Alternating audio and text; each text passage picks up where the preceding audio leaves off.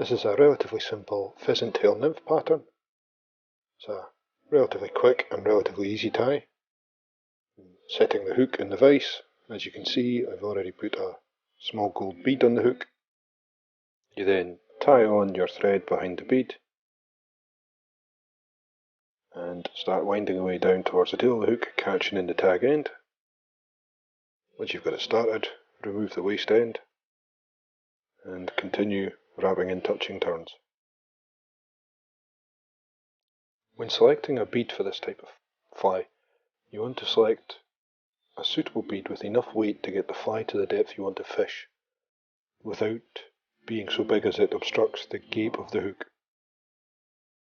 Continue winding your thread underbody a good distance round the bend of the hook. The exact position is really down to personal preference. Once you reach the tie-in point for your tails, select a few pheasant tail fibres. I like to gauge the length of the tails against the body of the fly, aiming to have tails roughly the same length as the body.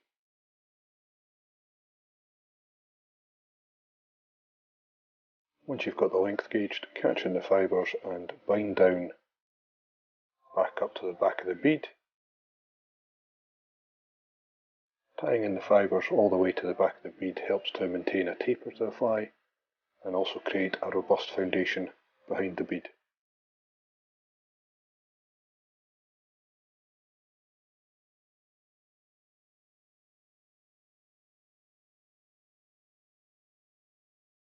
Next step is to catch in the rib, in this case extra small gold ultra wire.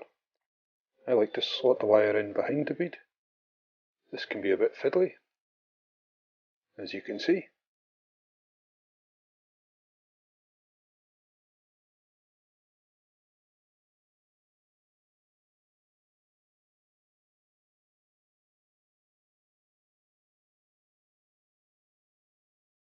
Once you've caught the wire in, you want to bind it down back to the tail of the fly.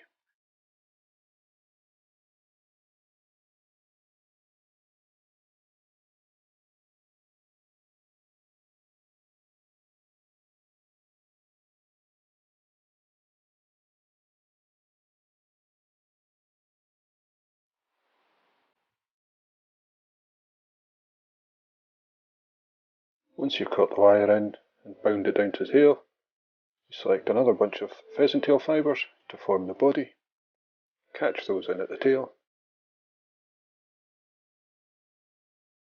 You will see that I've caught the pheasant tail fibres for the body in, with the tag ends extending only about halfway up the body.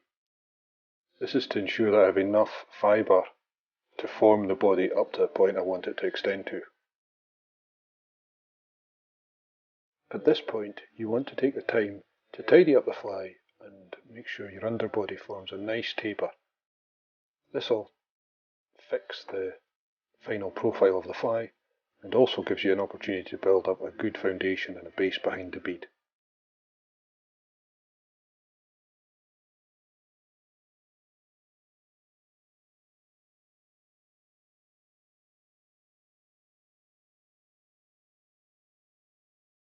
Once you're happy with the underbody and you've formed a good taper in the fly, park the thread behind the bead.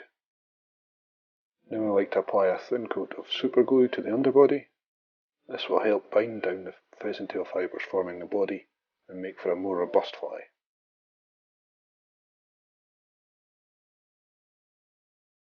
I often find that when you start to wind the pheasant tail fibres, they want to spread and split. Just take your time, and if you need to, go back a turn and rewind. Once you've got going, the fibres tend to bunch together a lot better, and you quickly form a nice neat body.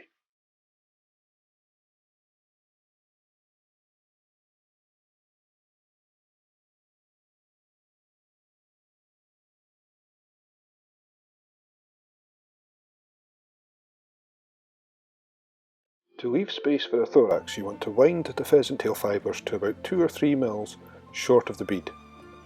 Once they've reached this point, catch them in with a tying thread and bind the waist ends down up to the back of the bead. Again, this continues building the foundation for the bead. Once you've bound down the pheasant tail fibres, Remove the waist ends. You now want to position the thread at the top of the body and wind the rib. The primary function of the rib is to strengthen the fly, however it does add a little